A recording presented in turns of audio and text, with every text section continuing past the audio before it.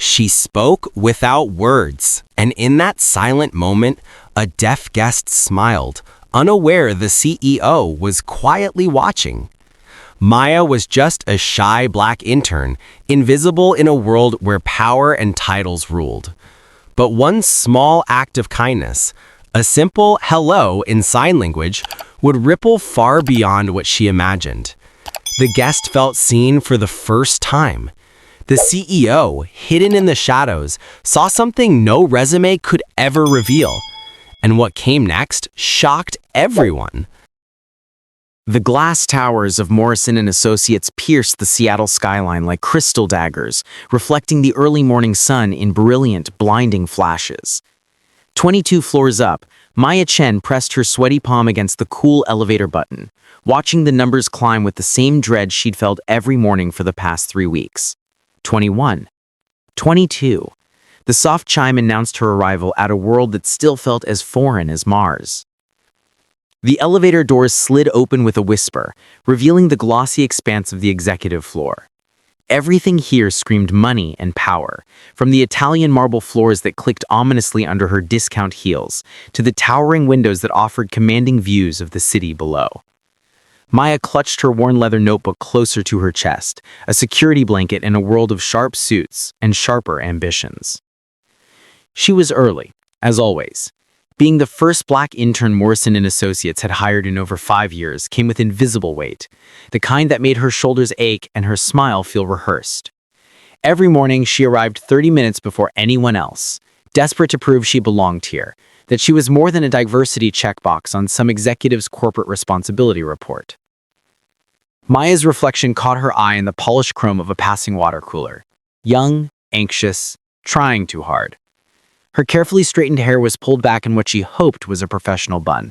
The rebellious curls had already begun to escape around her temples. The blazer she'd bought secondhand hung slightly too loose on her small frame, but it was the best she could afford on a college student's budget.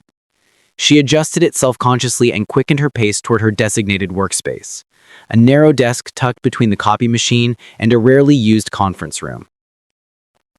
The office around her was waking up slowly.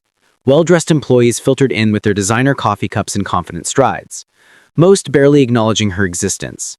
She'd learned their names, their coffee preferences, their meeting schedules, hoping that attention to detail might translate into acceptance.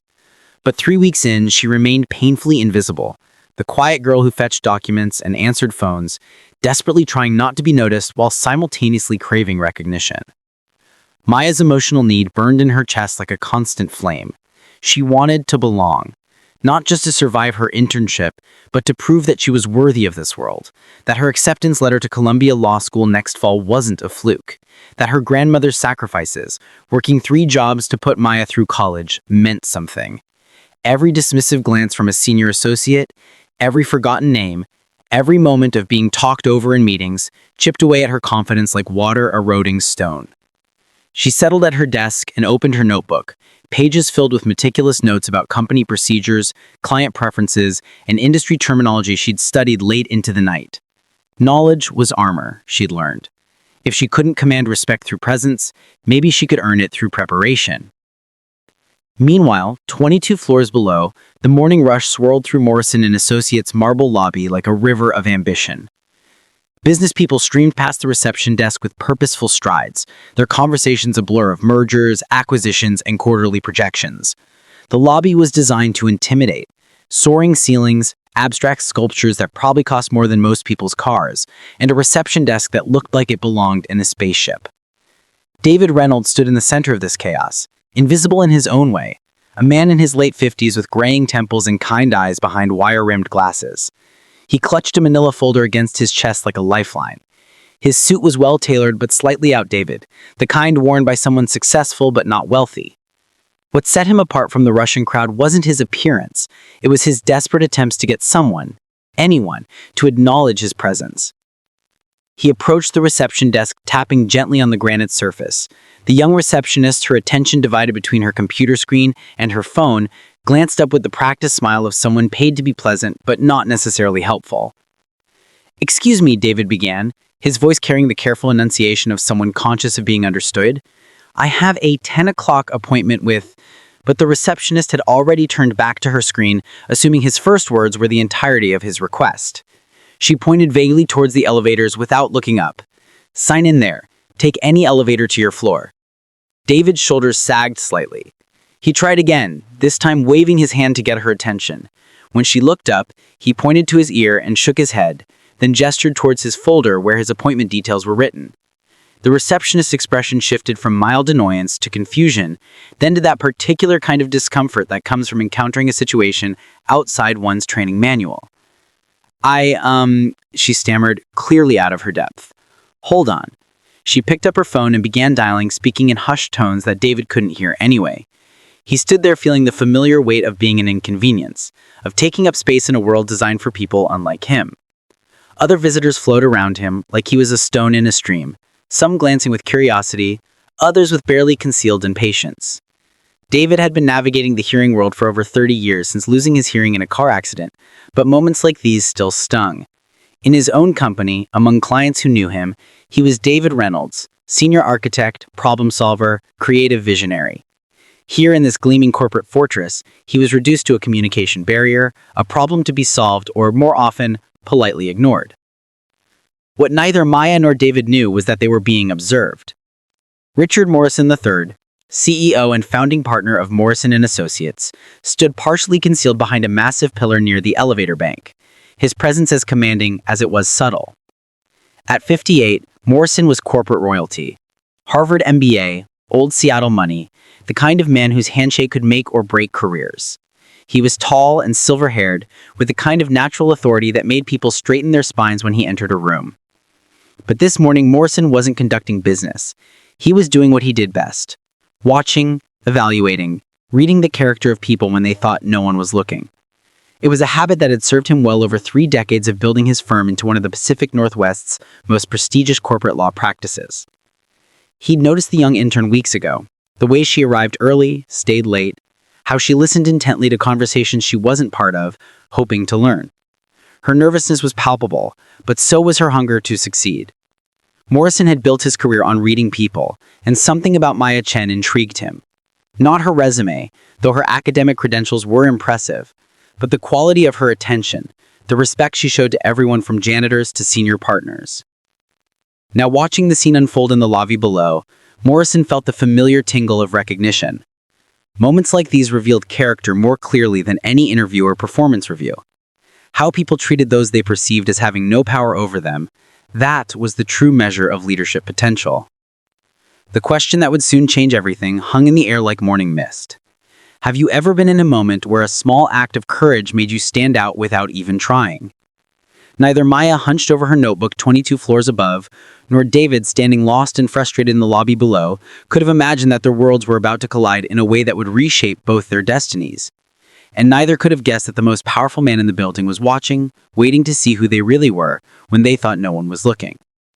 The morning sun climbed higher, casting long shadows through the glass walls of Morrison & Associates. And 3 lives balanced on the edge of an invisible precipice, one small act of human kindness away from transformation. Maya's heart hammered against her ribs as she watched the scene unfold in the pristine marble lobby. The deaf gentleman, she could see the hearing aid tucked behind his ear now, stood at the reception desk, his hands moving in what she recognized as increasingly frustrated gestures. The receptionist, a perfectly polished woman with salon-fresh highlights, wore that practiced smile that corporate employees reserved for difficult situations they didn't want to handle. "I'm sorry, sir, but I don't understand what you're trying to tell me," the receptionist said, her voice carrying just enough volume that nearby employees began to notice. A small crowd was forming, not out of curiosity, but out of that peculiar human instinct to witness someone else's discomfort from a safe distance. Maya's fingers tightened around her leather portfolio. She could feel the familiar weight of invisibility settling over her shoulders like a heavy coat. This was exactly the kind of situation where she would normally duck her head, pretend to check her phone, and slip away to the safety of the elevator bank. Just another face in the corporate crowd, just another intern who didn't want to make waves. But something about the man's posture, the way his shoulders had begun to curve inward, the slight tremor in his hands as he attempted one more time to communicate his needs, struck something deep in Maya's chest. It was a feeling she knew too well. The sensation of being completely present in a room full of people, yet somehow invisible. Of having something important to say, but no one willing to listen. Her mind flashed back to Mrs. Chen, her elderly neighbor who had lived in the apartment next door throughout Maya's childhood. Every afternoon after school, Maya would knock on Mrs. Chen's door and they would sit together in the small kitchen that smelled of jasmine tea and loneliness. Mrs. Chen's weathered hands would move gracefully through the air, teaching Maya the beautiful language of signs, sharing stories of her late husband, her children who lived too far away, her dreams that had been shaped by a world that too often overlooked people like her. Small acts of kindness, Mrs. Chen had signed to her once. They ripple like stones in water. You never know how far they'll travel. Maya took a deep breath, tasting the recycled air of the corporate lobby. Her legs felt unsteady as she approached the reception desk, her low heels clinching softly against the marble floor. The sound seemed unnaturally loud in her own ears, each step an announcement of her decision to step out of the shadows. "Excuse me," she said, her voice barely above a whisper. The receptionist looked up with relief. Here was someone who could speak, someone who might take this problem off her hands. Maya turned to the deaf gentleman, whose eyes widened slightly as she raised her hands and began to sign. Her movements were rusty at first. It had been months since she'd used ASL with any fluency, but the muscle memory returned, like riding a bicycle. "Hello, I'm Maya. Can I help you?" The transformation on the man's face was immediate and profound. The tension that had been building in his shoulders melted away, replaced by a smile that started small and grew until it reached his eyes. His hands moved with renewed energy and grace. "Thank you. I have a meeting with Mr. Davidson in 15 minutes, but they won't let me go up without an escort. I've been trying to explain for 10 minutes. Maya nodded, turning back to the receptionist. "He has a meeting with Mr. Davidson in 15 minutes. He needs someone to escort him up." "Oh!" The receptionist's relief was palpable. "Of course. Let me just call up and confirm." She reached for the phone, her movements suddenly efficient and professional. "Mr. Davidson? Yes, I have your 2:30 appointment here in the lobby." "Wonderful. I'll send him right up with an escort." As the receptionist made arrangements for a security escort, Maya found herself in an unexpected conversation. The man, who introduced himself as Robert Chen, no relation to her childhood neighbor, but the coincidence made Maya smile, was a consultant specializing in accessibility compliance for major corporations. His presence here today was part of a larger initiative to make the building more inclusive for employees and visitors with disabilities. "You sign beautifully," he said, his hands moving with the fluid grace of someone for whom ASL was a native language. "Where did you learn?" "My neighbor, growing up. She was deaf and lived alone. We became close. She passed away last year. I haven't had many opportunities to use ASL since then." Robert's expression softened. "She would be proud of you today. Not many hearing people would step forward like this." The words hit Maya unexpectedly hard. She blinked rapidly, fighting back tears that seemed to come from nowhere. When was the last time someone had told her she was proud of her? When was the last time someone had seen her, really seen her, as more than just an intern, more than just a temporary presence filling a quota? From across the lobby, she could feel eyes watching them. Not the uncomfortable stares from earlier, but something different, something more observant. Maya turned slightly and caught sight of a man in an expensive suit standing near the elevators. He was older, distinguished, with silver threading through his dark hair and the kind of presence that suggested authority. He wasn't staring exactly, but his attention was clearly focused on our interaction. Maya felt a flutter of anxiety. Had she overstepped somehow? Was it inappropriate for an intern to involve herself in guest relations? She tried to remember if there were any specific protocols about this sort of thing in the orientation materials she had received. But Robert was still signing, and his words drew her attention back to the conversation. "I spend a lot of time in corporate buildings like this one. Most people look through me, not at me. They see the disability first if they see anything at all. But you saw a person who needed help. That's not as common as you might think." Maya's cheeks warmed. I know what it's like to feel invisible." "Yes," Robert signed, his expression knowing. "I can see that you do."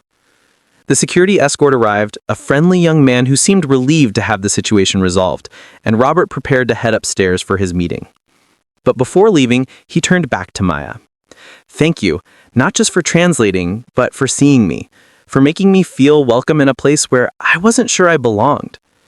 As Maya watched Robert disappear into the elevator, she realized that something fundamental had shifted inside her. The familiar weight of invisibility was still there, but it felt different now, lighter somehow. Instead of feeling like a burden that kept her hidden, it felt like a shared understanding that connected her to others who had experienced the same thing. She glanced around the lobby, which had returned to its normal rhythm of busy people focused on important business. But now Maya saw it differently. She noticed the elderly woman struggling with the heavy glass doors, the young man with the slight limp who moved a little slower than everyone else, the executive who kept checking her phone with the anxious expression of someone trying to manage too many responsibilities at once. Everyone was carrying something invisible. Everyone was fighting their own quiet battles to belong, to be seen, to matter. The distinguished man by the elevators was gone, but Maya found herself wondering about him too. What was his story? What invisible struggles was he carrying behind that confident exterior? Do you believe small acts of kindness can change how others see you? As Maya made her way back toward the intern workspace, she found herself pondering this question that seemed to echo Mrs. Chen's long-ago words about ripples in water. She had stepped forward today, not to change how others saw her, but simply because Robert had needed help.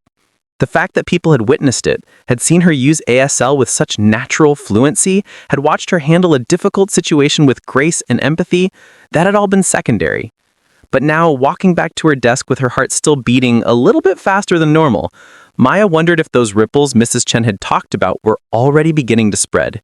She had felt invisible for so long that she had forgotten what it was like to be truly seen by another person. Robert's gratitude, his recognition of her humanity and her courage, however small that courage might have been, had awakened something in her that had been dormant since Mrs. Chen's passing. For the first time since starting this internship, Maya felt like she might actually belong here. Not because someone had granted her permission to belong, but because she had given herself the permission to step forward, to be helpful, to use the skills and experiences that made her who she was. The elevator doors closed behind her as she headed back to the 14th floor, but Maya carried with her the memory of Robert's smile, the warmth of connection across the bridge of shared language, and the strange, wonderful feeling of being exactly where she was supposed to be, doing exactly what she was meant to do. She didn't know it yet, but upstairs in a corner office with floor-to-ceiling windows overlooking the city, someone was making notes about an intern who had impressed him far more than she could have imagined. The fluorescent lights hummed overhead as Maya Chen sat at her small desk in the corner of the open office space, her fingers trembling slightly as she replayed the moment from yesterday. The signing. The smile on Mr. Rodriguez's face when she'd managed to communicate with him. The way his shoulders had relaxed, his eyes brightening with relief and gratitude. It should have felt good. It should have felt like a victory. Instead, it felt like a spotlight she desperately wanted to escape. Maya, right? Jessica's voice cut through her thoughts like a blade wrapped in silk. The senior marketing coordinator appeared beside her desk, designer heels clicking against the polished concrete floor, her perfectly manicured nails tapping against her tablet. I heard about your little performance yesterday. Maya's stomach clenched. Performance. The word landed like a slap, reducing what had felt like a moment of genuine human connection to something calculated, something performed for attention. She looked up at Jessica's perfectly contoured face, searching for any trace of sincerity, finding none. I was just trying to help, Maya said quietly, her voice barely above a whisper. The words felt inadequate, small. Everything about this place made her feel small. Oh, honey. Jessica's laugh was like ice cracking. We all tried to help, but there's a difference between actually contributing to the company and, well, making a scene. She glanced around the office, ensuring she had an audience. I mean, it was sweet, really. Very, charitable of you. Charitable. The word hit Maya like a physical blow. She felt her cheeks burn with embarrassment, that familiar heat that seemed to follow her everywhere in this gleaming corporate tower. Around them, other interns and junior employees had begun to gather, drawn by the subtle drama unfolding in the corner. Maya could feel their eyes on her, could practically hear their thoughts. The charity case intern, the one who thinks sign language makes her special. I didn't mean to make a scene, Maya said quietly, her voice barely above a whisper. The words felt inadequate, small. Everything about this place made her feel small. Oh, honey, Jessica's laugh was like ice cracking. We all try to help, but there's a difference between actually contributing to the company and, well, making a scene. She glanced around the office, ensuring she had an audience. I mean, it was sweet, really. Very, charitable of you. Charitable? The word hit Maya like a physical blow. She felt her cheeks burn with embarrassment, that familiar heat that seemed to follow her everywhere in this gleaming corporate tower. Around them, other interns and junior employees had begun to gather, drawn by the subtle drama unfolding in the corner. Maya could feel their eyes on her, could practically hear their thoughts. The charity case intern, the one who thinks sign language makes her special. I didn't mean to make a scene, Maya said quietly, her voice barely growing smaller. She could feel herself shrinking, that old familiar feeling of wanting to disappear entirely. It was the same feeling she had in high school when teachers would call on her and her mind would go blank. The same feeling she had in college when she'd suggested an idea in group projects and been met with polite dismissal. Of course you didn't, Jessica continued, her voice dripping with condescension. But you have to understand, Maya, this is a professional environment. We have protocols for handling situations like that. There are people specifically trained to deal with accessibility issues. You can't just jump in and start gesticulating. Maya felt something die inside her chest. The beautiful, fluid language that Mrs. Santos next door had taught her as a child, the one that had felt like poetry in her hands yesterday, reduced to mere gesticulation, random movements, meaningless flailing. The guest seemed grateful, Maya offered weakly, but even as she said it, she could hear how pathetic it sounded, how desperate. Oh, I'm sure he was, Jessica said, her smile sharp as a knife. People are always grateful for charity. But Maya, sweetie, you're here to learn about marketing, about strategy, about how real businesses operate, not to play interpreter for random visitors. The crowd around them had grown larger now. Maya could see David from accounts receivable nodding along, his expression a mixture of pity and secondhand embarrassment. Sarah from HR was trying to look busy with her phone, but I could tell she was listening to every word. Even some of the other interns were watching, their faces carefully neutral, but Maya could read the relief in their eyes. Better Maya in the hot seat than them. She stopped. What was she going to say? That it had felt right? That for one moment she hadn't felt invisible? That helping Mr. Rodriguez had made her feel like she belonged somewhere, if even it was just for a few minutes. How could she explain that without sounding even more pathetic? I know this internship is probably overwhelming for you. I mean, let's be honest, this isn't exactly the most diverse workplace, and I'm sure you're feeling a lot of pressure to stand out, to prove yourself. But Maya, honey, this isn't the way. The words hit Maya like a series of physical blows. The implication was clear. She was only here because of her race, because of some diversity quota. Her qualifications, her 3.8 GPA, her internships at smaller firms, her volunteer work, none of that mattered. She was just the token intern, the charity case, playing dress up in a world where she didn't belong. I have a marketing degree, Maya said, her voice barely audible now. Of course not, but you have to understand how these things look. When you draw attention to yourself like that, it makes people wonder if you're really focused on the work, if you're really here to learn about business, or if you're just performing. There was that word again, performing. As if everything Maya did was some kind of act, some desperate grab for attention rather than genuine human response to another person's need. The office around them had resumed its normal rhythm, but Maya could still feel the occasional glance, the whispered conversations that died when she looked up. I imagined their thoughts, their assessments. The intern who thinks she's special, the one who can't just blend in and do her job like everyone else. Look, Jessica said, her voice softening. in a way that somehow made it worse. "I'm not trying to be mean here. I'm actually trying to help you. This is a competitive industry, Maya. People are watching, judging, looking for reasons to dismiss you. When you do things like yesterday, it just gives them ammunition." Maya nodded numbly, feeling that familiar weight settling over her shoulders. The weight of being too much and not enough all at once. Too visible when she wanted to disappear, too invisible when she desperately wanted to be seen. She thought about Mrs. Santos, her elderly neighbor who had taught her sign language when Maya was just 8 years old.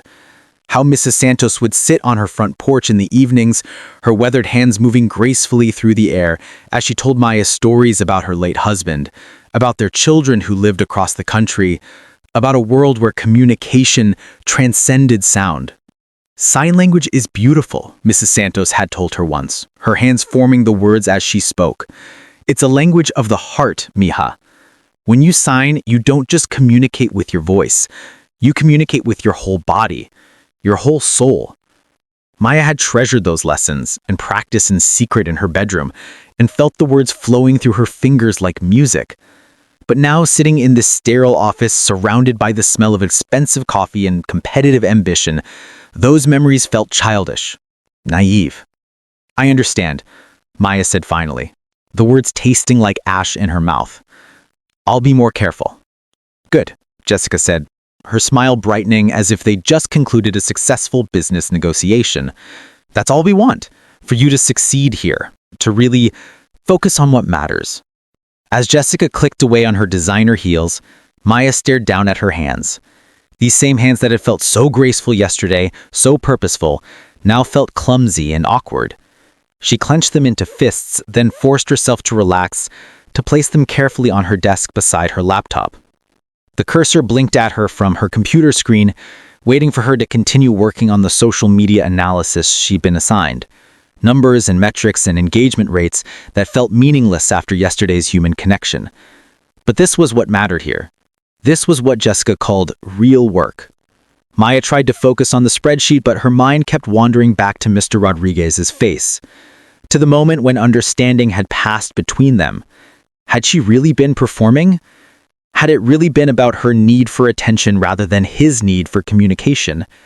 The doubt crept in like poison, making her question everything she'd felt, everything she thought she'd understood about herself.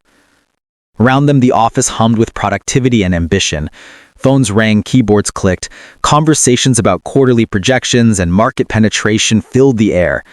This was the world she dreamed of joining, the world she'd worked so hard to access. But as she sat there, surrounded by people who saw her nothing more than a diversity hire playing at sign language interpretation, Maya wondered if belonging was really worth becoming invisible all over again. What would you have done? Stepped up or stayed silent to avoid standing out? The question echoed in her mind as she forced herself to focus on the numbers dancing across her screen, each one a small reminder that in this gleaming tower of success, her value was measured not in moments of human connection, but in her ability to disappear. The fluorescent lights above the conference room buzzed with a low hum that seemed to match the nervous energy thrumming through Maya's chest. 3 days had passed since her impromptu sign language conversation with Mr. Hendricks in the lobby, and she'd almost convinced herself it was a one-time thing, a small kindness that would fade into the background noise of corporate life. But here she was, clutching a manila folder containing project briefs she didn't fully understand, summoned to interpret for what her supervisor had called an important client meeting. Maya adjusted her blazer for the 3rd time, the fabric feeling foreign against her skin. Everything about this building still felt foreign. The marble floors that clicked judgmentally under her sensible heels, the abstract art that cost more than her family's annual grocery budget, the way conversations seemed to happen in codes she hadn't learned yet. She'd spent most of her internship trying to blend into the beige cubicle walls, answering phones and organizing files, grateful for tasks that didn't require her to speak up or stand out. The conference room door was heavy glass, and through it she could see Mr. Hendricks already seated at the polished table, his weathered hands folded patiently. He looked up as she entered, and his face broke into a smile that transformed his entire demeanor. His hands moved quickly.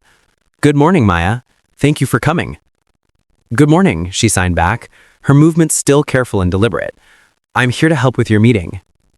Maya, perfect timing. The voice belonged to Jennifer Walsh, the senior marketing director, a woman whose suits always seemed to fit like they were designed specifically for her body. Jennifer was the type of person who spoke in bullet points and expected the world to organize itself around her PowerPoint presentations. Mr. Hendricks specifically requested you as his interpreter for today's session. Apparently, you two had quite the conversation earlier this week. Maya felt heat creep up her neck. It was just a brief hello, really. I'm not a professional interpreter. Nonsense, Jennifer waved dismissively. You handled the situation beautifully. Besides, Mr. Hendricks is one of our most important consultants. His accessibility technology company is considering a significant partnership with us. We need this to go smoothly. Maya nodded, though something about the way Jennifer emphasized important made her stomach flutter with anxiety. She learned enough about corporate hierarchies to know that when someone was described as important, the stakes were higher than anyone bothered to explain to the intern. As Jennifer bustled around the room, arranging documents and adjusting the projection screen, Maya found herself studying Mr. Hendricks more carefully. There was something about the way he carried himself, a quiet confidence that reminded her of her neighbor, Mrs. Peterson, from childhood, the woman who taught her to sign in the first place. Mrs. Peterson had that same quality of patient attention, as if she could see things others missed. You seem nervous, Mr. Hendricks signed to Maya. Is this your first time interpreting professionally? Maya glanced around the room, noting that Jennifer was absorbed in her laptop screen. Yes, and honestly, I'm not sure I'm qualified for this. I learned ASL from a neighbor when I was young, but I've never done anything like this before. The best interpreters aren't the ones with the most certificates. They're the ones who understand that communication is about more than words. You saw me in that lobby when others looked right through me. Before Maya could respond, the conference room door opened again, and she felt the atmosphere shift. The temperature seemed to drop several degrees as more people filed in. 3 men in the exact same navy suits, carrying leather portfolios, their movements sharp and purposeful. Maya recognized the type from her brief time in the corporate world, the kind of executives who made decisions that affected thousands of people before their morning coffee had cooled. Gentlemen, welcome. Jennifer stood, her voice taking on a practiced brightness. I'd like you to meet Mr. Hendricks, CEO of Access Bridge Technologies, and Maya, who will be interpreting for us today. CEO. The word hit Maya like a physical blow. Mr. Hendricks wasn't just an important consultant. He was the head of a company, probably worth more money than she could conceptualize. And here she was, a nervous intern who'd been filing documents and fetching coffee 3 hours ago, suddenly responsible for facilitating communication for what was clearly a high-stakes business meeting. The men introduced themselves with firm handshakes and business cards that probably cost more to print than Maya's textbooks had cost for an entire semester. David Morton, Senior Vice President of Strategic Partnerships, Richard Chen, Director of Technology Integration, and Michael Santos, Legal Counsel for Corporate Acquisitions. Maya's hands felt clammy as she realized the magnitude of what was happening. This wasn't just a friendly conversation in a lobby. This was a potential merger, acquisition, or partnership worth millions of dollars, and somehow she'd become an essential piece of the puzzle. As the meeting began, Jennifer launched into a presentation about market synergies and technological integration opportunities. Maya found herself translating complex business jargon into sign language, her hands working to keep up with concepts she barely understood herself. Revenue projections, market penetration strategies, scalability frameworks. The words flowed through her like a foreign language she was simultaneously learning and teaching. But something remarkable began to happen as the meeting progressed. Maya started to notice things about the dynamics in the room that she'd never paid attention to before. The way David Morton's eyes glazed over when Jennifer mentioned accessibility compliance, as if it were a bureaucratic afterthought rather than a human necessity. The way Richard Chen interrupted Mr. Hendricks twice before realizing the man couldn't hear his interjections. The way Michael Santos took notes obsessively but never once looked directly at Mr. Hendricks when speaking. They're treating me like a prop, Mr. Hendricks signed to Maya during a brief pause. Like I'm not really here. Maya felt a surge of anger she hadn't expected. She'd spent her entire internship feeling invisible, but watching these men dismiss Mr. Hendricks, a successful CEO with decades of experience, simply because he communicated differently was infuriating. Mr. Hendricks would like to address the accessibility compliance timeline directly. He has specific concerns about the implementation strategy you've outlined. The room fell silent. Jennifer blinked in surprise, clearly not having expected Maya to speak up beyond simple translation. David Morton looked at Mr. Hendricks as if seeing him for the first time. Tell them, Mr. Hendricks signed, that accessibility isn't a feature to be added later. It's a foundation that everything else builds upon. If they want to partner with AccessBridge, they need to understand that we don't just make products for deaf people. We make products that work better for everyone. Maya translated, watching as the men around the table began to shift uncomfortably. She could see they hadn't expected to be challenged, certainly not through the voice of an intern who was supposed to be invisible. That's an interesting perspective, Richard Chen said carefully. We'll certainly take that into consideration during the planning phases. Planning phases? Mr. Hendricks' hands moved sharply. Ask him how many deaf employees they currently have. Ask him if their employee handbook is available in ASL. Ask him if they've ever considered that accessibility might give them a competitive advantage instead of just being a compliance requirement. Maya hesitated for a fraction of a second. These weren't questions, they were challenges, and delivering them would mean stepping far outside her role as a passive interpreter. But something in Mr. Hendricks' expression reminded her of Mrs. Peterson again, of all the times her childhood neighbor had pushed her to speak up for what was right, even when her voice shook. Mr. Hendricks has some specific questions, Maya began, and she could feel Jennifer's sharp attention focus on her like a laser. He'd like to know about your current accessibility practices, your deaf employees, and whether you view accessibility as a competitive advantage or just a compliance requirement. The silence that followed felt electric.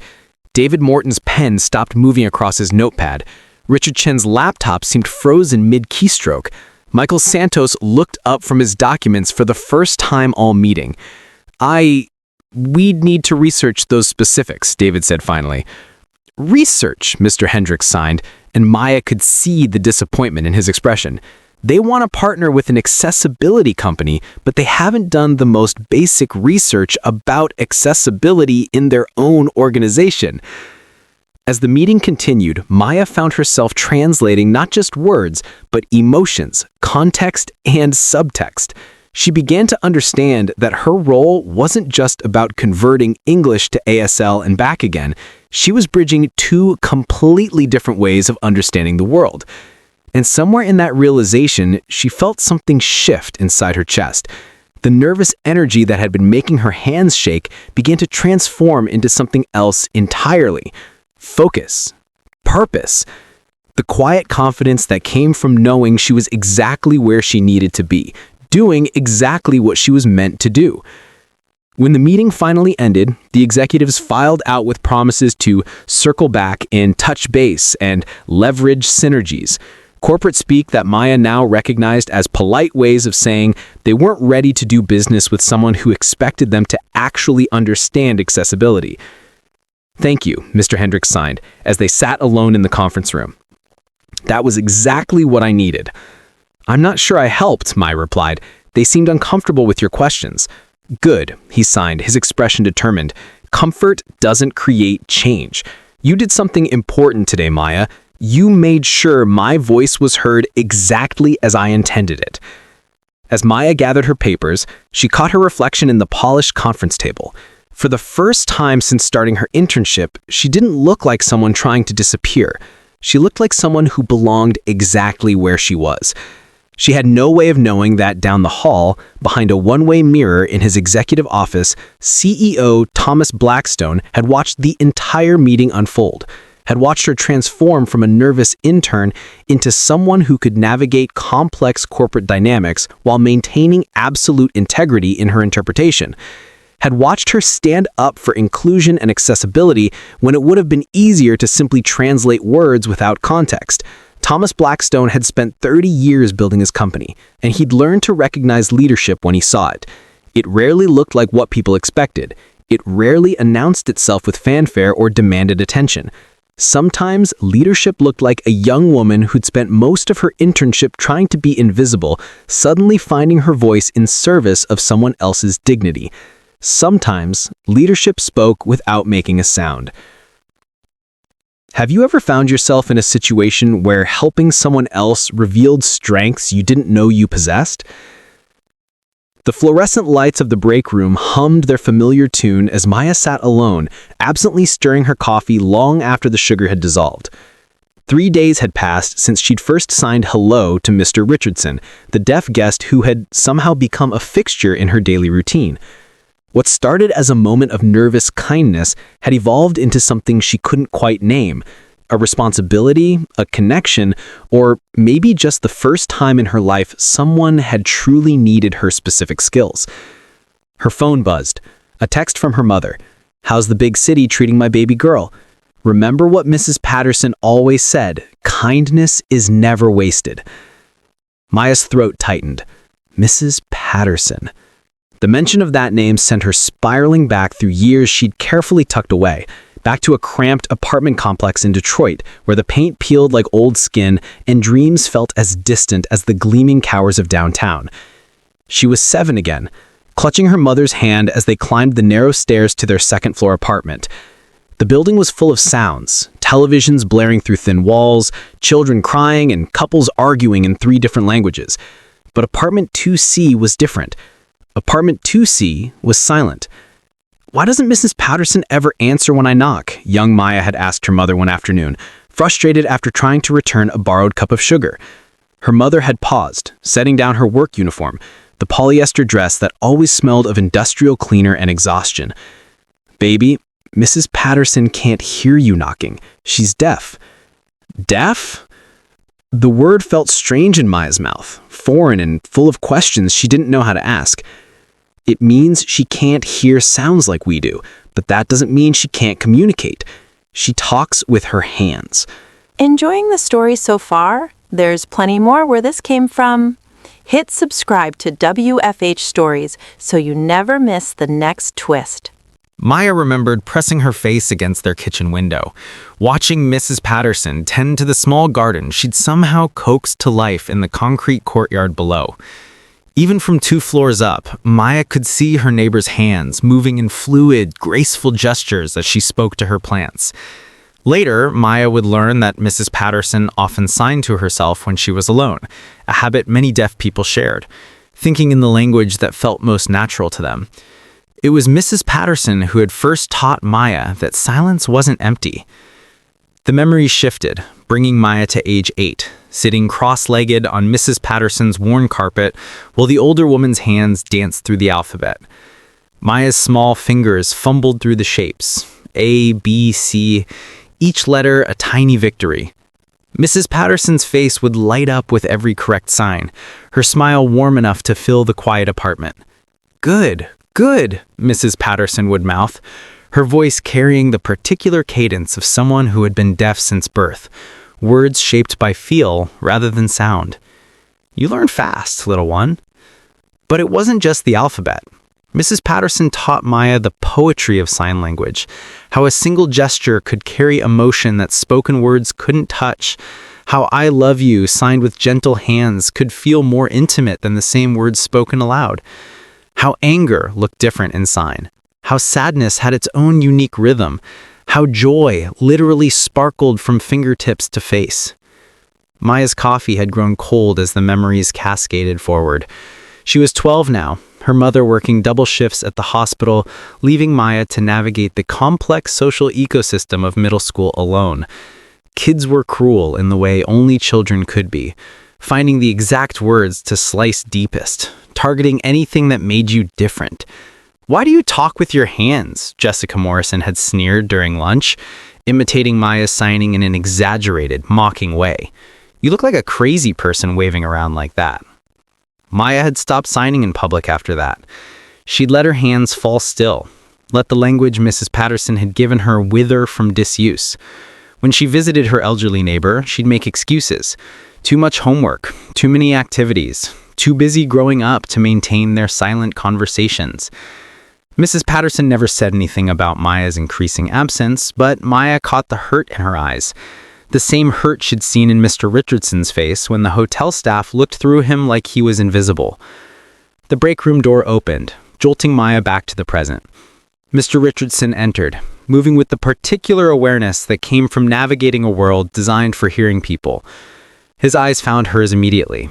Another trait Maya remembered from Mrs. Patterson, the way deaf people rely so heavily on visual cues that eye contact became second nature.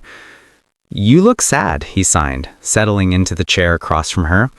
His signing was different from Mrs. Patterson's, more formal, corporate, shaped by decades of business meetings and professional interpretation. Maya's hands moved before her mind could intervene. Just remembering someone important? The question hung in the air between them. Maya's fingers hesitated, years of silence making the words feel rusty. "My neighbor, when I was young, she taught me to sign." Mr. Richardson's expression shifted, understanding dawning in his eyes. "You didn't learn for work?" "No, I learned for love." The admission surprised Maya. She hadn't thought of it that way before, but it was true. Every sign Mrs. Patterson had taught me, every patient correction, every proud smile, it had all been love. Love for language, love for connection, love for a little girl who had the curiosity to learn. "Tell me about her," Mr. Richardson signed, settling back in his chair. There was something in his posture that reminded Maya of Mrs. Patterson. The same patient attention, the same gentle authority that invited confidences. So Maya told him about the apartment complex and the peeling paint, about Mrs. Patterson's garden and her gentle hands, about learning to see silence as space rather than emptiness, about middle school cruelty and her own cowardice in abandoning something beautiful because others couldn't understand its worth. "She died when I was 16, Maya signed, surprised by how easily the words came now. "Heart attack. I hadn't visited in 2 years." Mr. Richardson was quiet for a long moment, his hands still in his lap. When he finally responded, his signs were slow, deliberate. "Grief is heavy, especially when it carries guilt. I should have been there. You were there when it mattered. You were 7 years old, curious about the quiet woman upstairs. You learned her language when no one else would. That matters." Maya felt something loosen in her chest, a knot she'd been carrying for 8 years without realizing it. "I think I forgot how to be that curious little girl."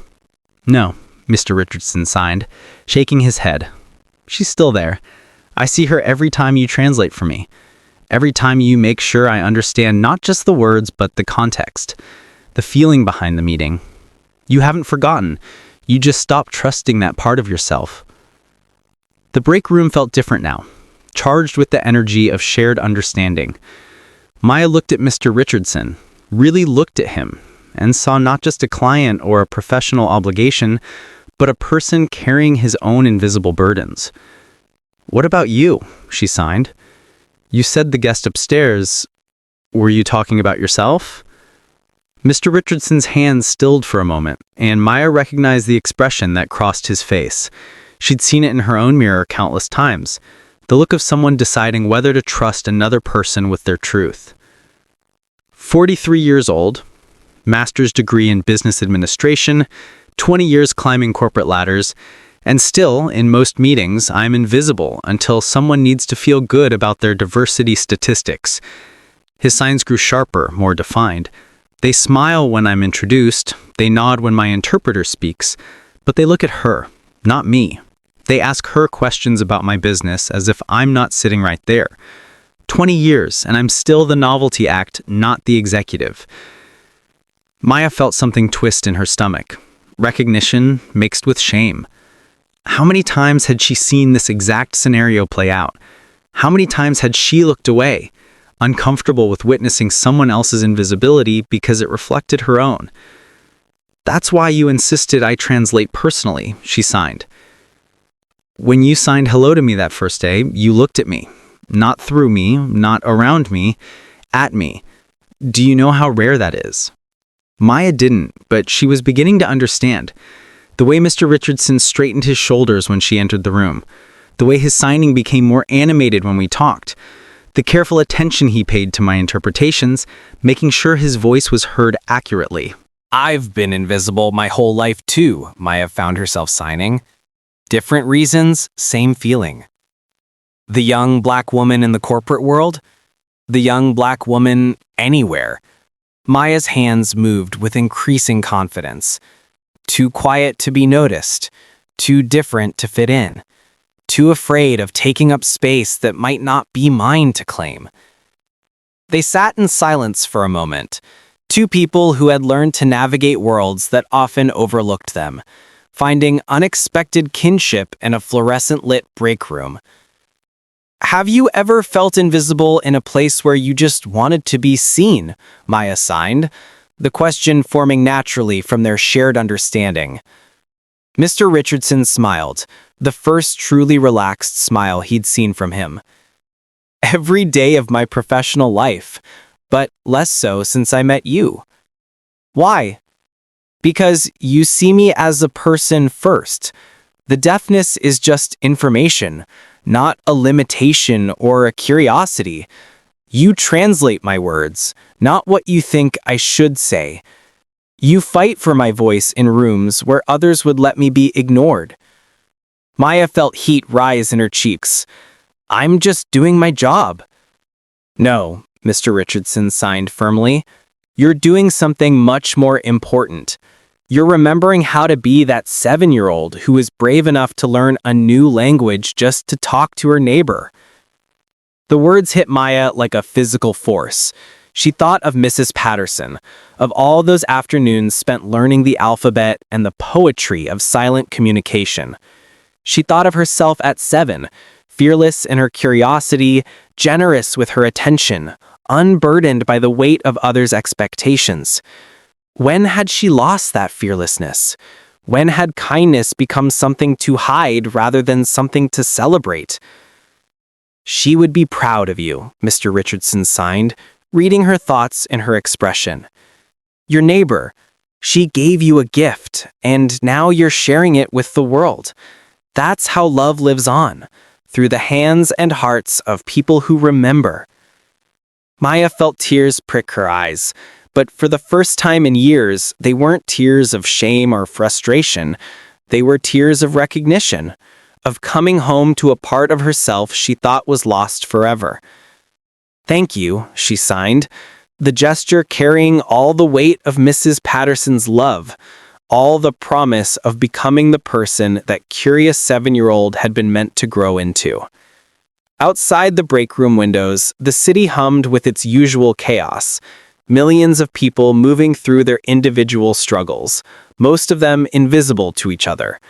But in this quiet room, two people who had learned to navigate silence had found their voices, and in finding them, had discovered they were no longer alone. The silence that followed wasn't empty. It was full of possibility, heavy with the weight of shared understanding, warm with the promise of connection that transcended the boundaries of sound and speech. It was, Maya realized, the kind of silence Mrs. Patterson had tried to teach her all those years ago. Not the absence of communication, but the presence of something deeper, something that could change everything. The fluorescent lights in Conference Room B had never felt warm before, but somehow, in this moment, they seemed to cast everything in a golden glow. Maya sat across from Robert Chen, her hands still trembling slightly from their latest interpretation session, a complex discussion about accessibility compliance that had required every ounce of her concentration.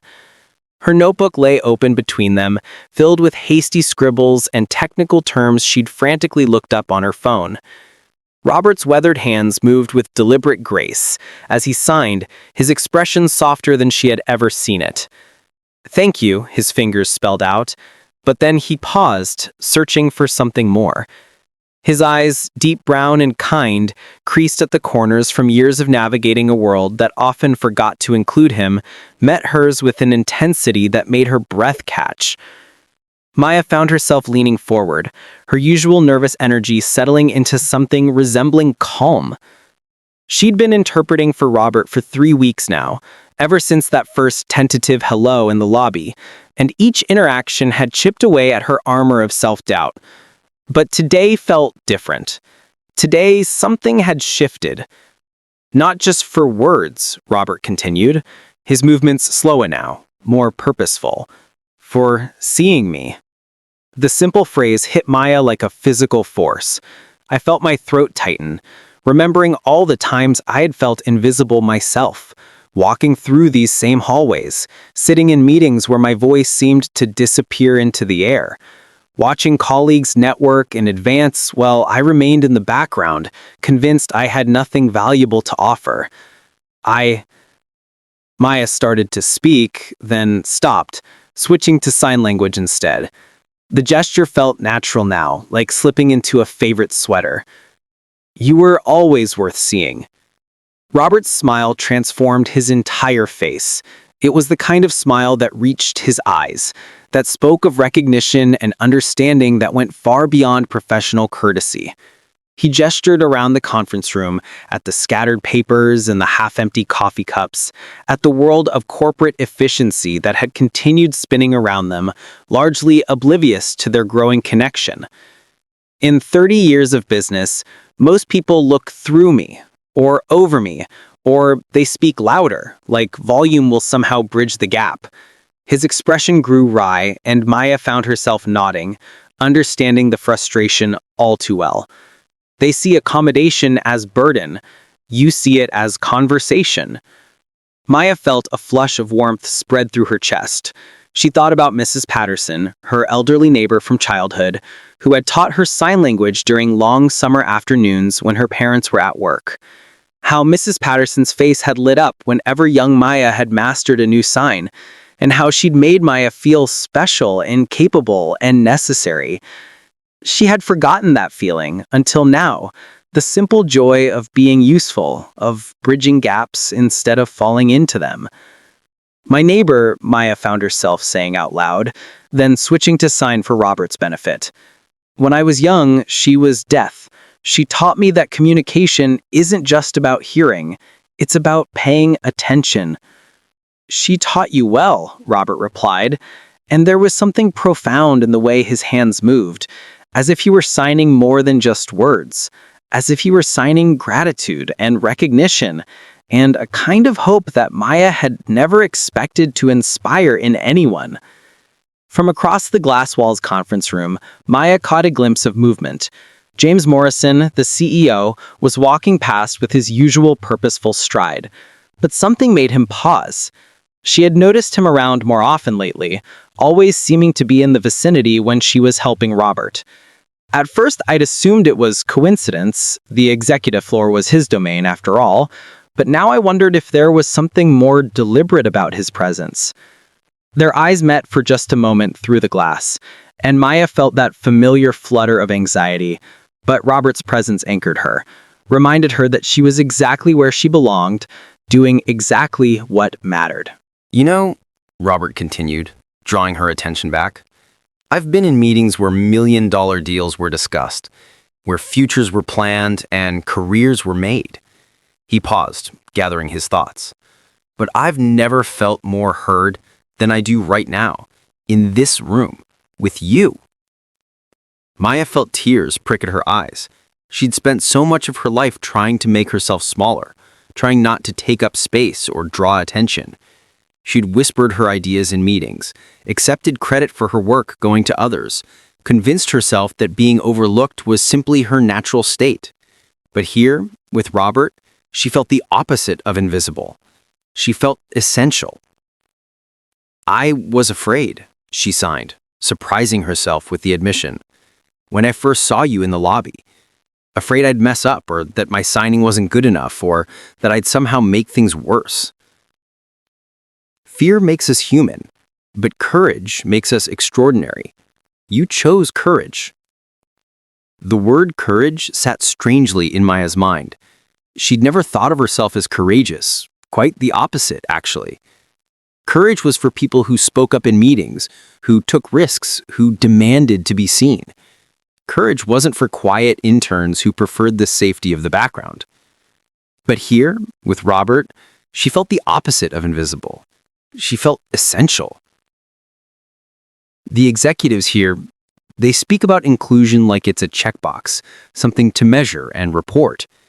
His expression grew thoughtful. But you make it real. You make it human. Maya glanced again toward the glass wall, where James Morrison had moved closer, pretending to review something on his phone while clearly observing our interaction. There was something in his expression, not the casual interest of someone passing by, but the focused attention of someone taking notes, filing away information for later. "Do you think he's watching us?" Maya signed discreetly, nodding toward the CEO. Robert followed her gaze and smiled knowingly. Good leaders watch.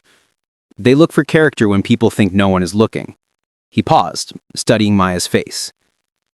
What matters is not who's watching, but who you choose to be when it counts.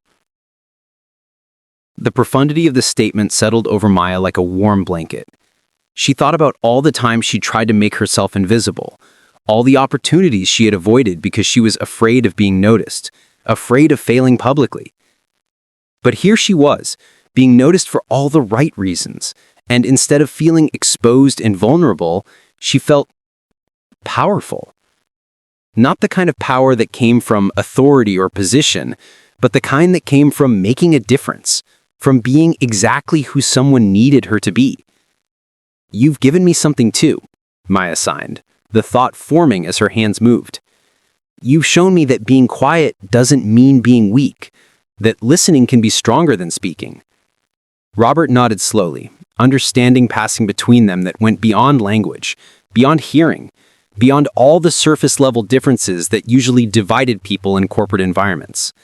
It was the kind of understanding that came from shared experience, the experience of being overlooked, of having to work twice as hard to be seen as half as valuable, of finding strength in the spaces others dismissed as empty. As their conversation wound down and Robert began gathering his papers, Maya realized that something fundamental had shifted in her relationship with this place, with herself, with the possibility of belonging.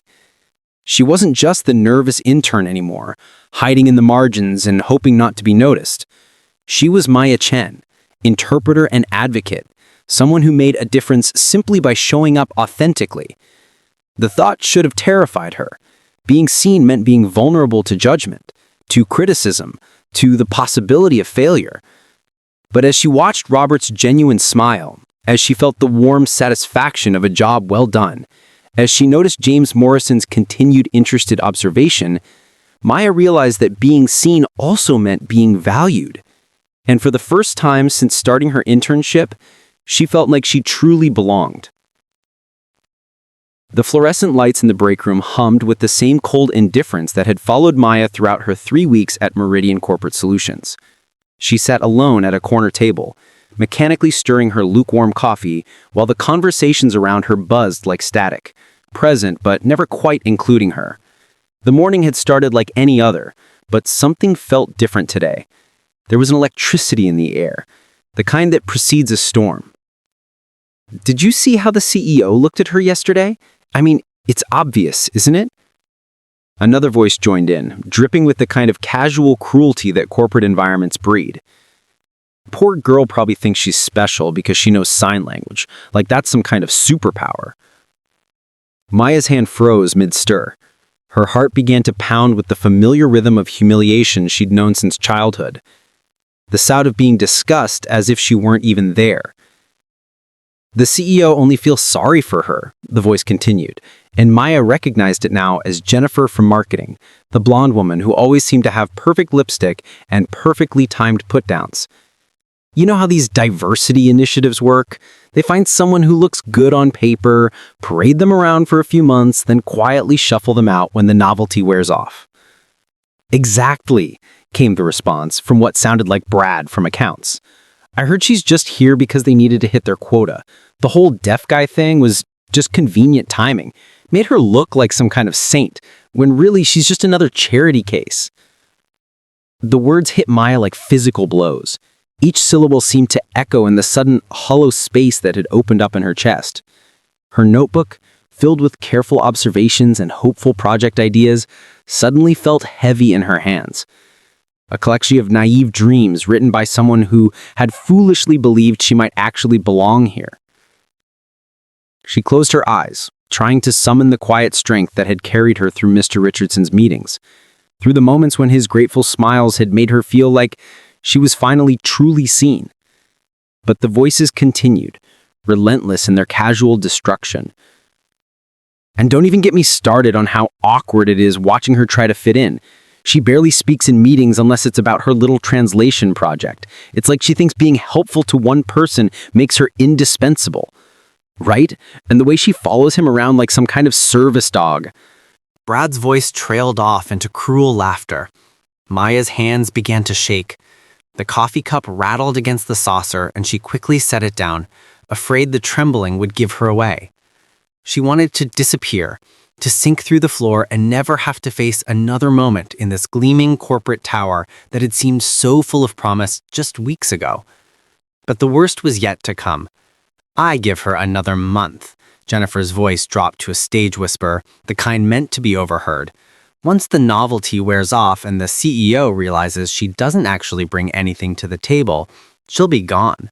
Mark my words, this is all just performative inclusion. She's a token, nothing more. The words token and charity case reverberated in Maya's mind like a mantra of everything she had feared about herself. Everything she had hoped this opportunity would prove wrong. All those nights in college when she'd studied twice as hard as her peers.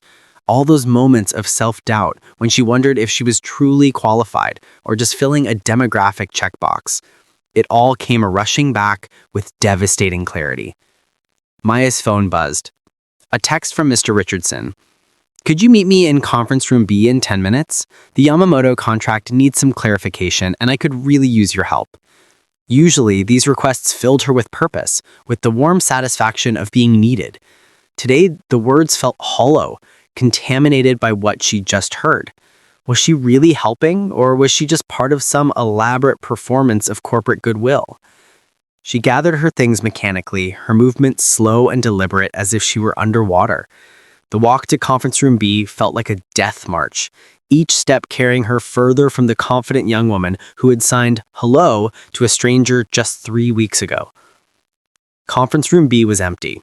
When she arrived, its floor-to-ceiling windows offering a view of the city that usually inspired her, today the vista looked cold and distant, a reminder of how small she was in the grand scheme of things. She sat down and tried to organize her thoughts, but Jennifer's words kept echoing. Charity case, token, performative inclusion. When Mr. Richardson arrived, his usual warm smile felt different to her newly cynical eyes. Was it genuine gratitude, or was she just projecting what she wanted to see? Had all those moments of connection been real, or had she been naive enough to mistake professional courtesy for actual respect? Maya, thank you for coming. He signed as he spoke, his movements careful and practiced.